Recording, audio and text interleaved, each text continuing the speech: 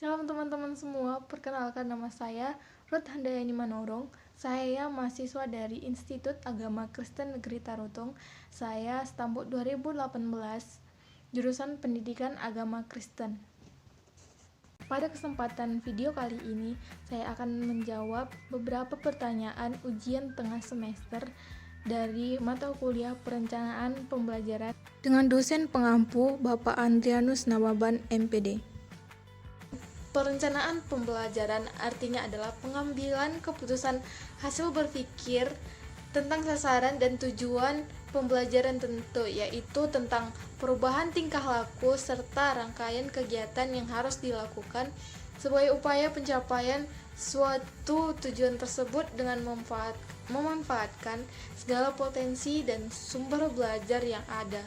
Nah, di dalam merencanakan perencanaan pembelajaran ini terdapat beberapa unsur yang perlu kita ketahui. Yang pertama itu adalah ada unsur alamnya, yang kedua ada unsur relevansi, yang ketiga ada unsur sistematis, yang keempat ada unsur konsisten, selanjutnya ada unsur memadai, aktual dan kontekstual, yang selanjutnya fleksibel, dan yang terakhir adalah menyeluruh. Benefit mata kuliah perencanaan pembelajaran ini di mana menghasilkan mahasiswi dan mahasiswa yang mengerti dan paham apa itu konsep dari perencanaan pembelajaran. Di sini mahasiswa dan mahasiswi itu diajarkan pengertian dari perencanaan pembelajaran, komponen-komponen RPP, pengembangan materi pembelajaran, indikator pencapaian kompetensi dan tujuan pembelajaran.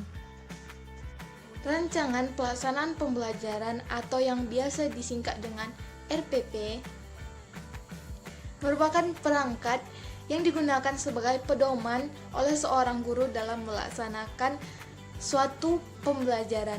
Nah, dalam rancangan pelaksanaan pembelajaran ini ada beberapa hal atau komponen yang perlu kita lihat. Yang pertama ada identitas program keahlian. Di dalam identitas program keahlian ini kita bisa melihat ada satuan pendidikan, ada kelas, semester, program atau program keahlian, mata pelajaran atau tema pelajaran, dan jumlah pertemuan. Komponen yang selanjutnya ada kompetensi inti. Dalam kompetensi inti ini terdapat spiritual, terdapat sosial, terdapat pengetahuan, dan keterampilan. Terdapat juga ada kompetensi dasar.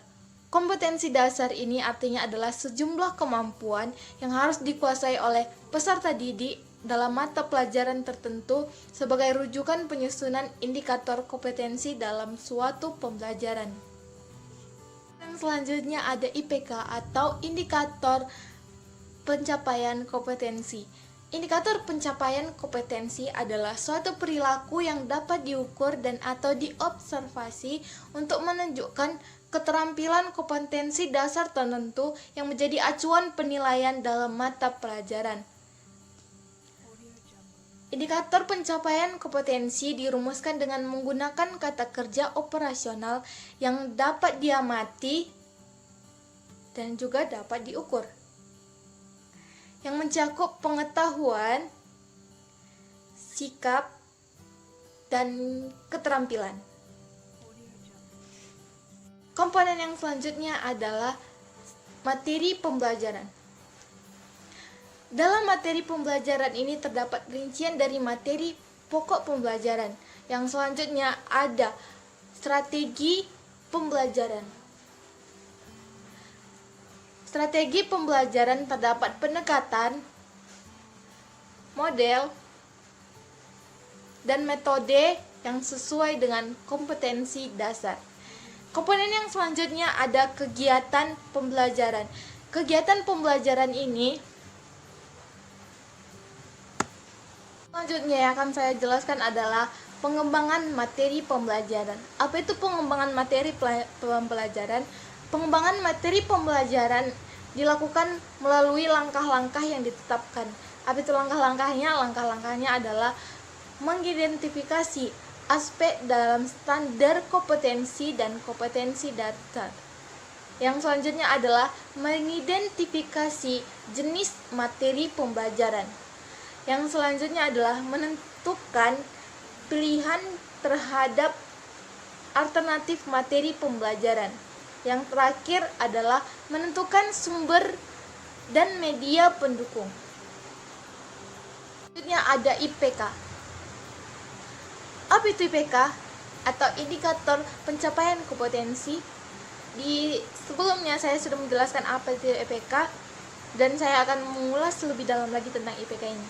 Indikator pencapaian kompetensi itu dirumuskan dengan menggunakan kata kerja operasional yang dapat diukur dan mencakup sebuah pengetahuan, sikap, dan keterampilan. Ini berarti indikator pencapaian kompetensi merupakan rumusan kemampuan yang harus dilakukan atau ditampilkan oleh siswa untuk menunjukkan keterampilan kompetensi dasar atau KD. Dengan demikian, indikator pencapaian kompetensi merupakan tolak ukur ketercapaian kompetensi dasar. Ingat, indikator pencapaian kompetensi merupakan tolak ukur kecapaian suatu kompetensi dasar. Indikator pencapaian kompetensi merupakan tolak ukur pencapaian kompetensi dasar. Selanjutnya ada tujuan pembelajaran. Tujuan pembelajaran itu menggambarkan proses dan hasil belajar yang diharapkan dicapai oleh peserta didik sesuai dengan kompetensi dasar. Ini berarti kemampuan yang dirumuskan dalam tujuan pembelajaran itu mencakup kemampuan yang akan dicapai oleh siswanya selama proses belajar dan akhir belajar pada suatu kompetensi dasar.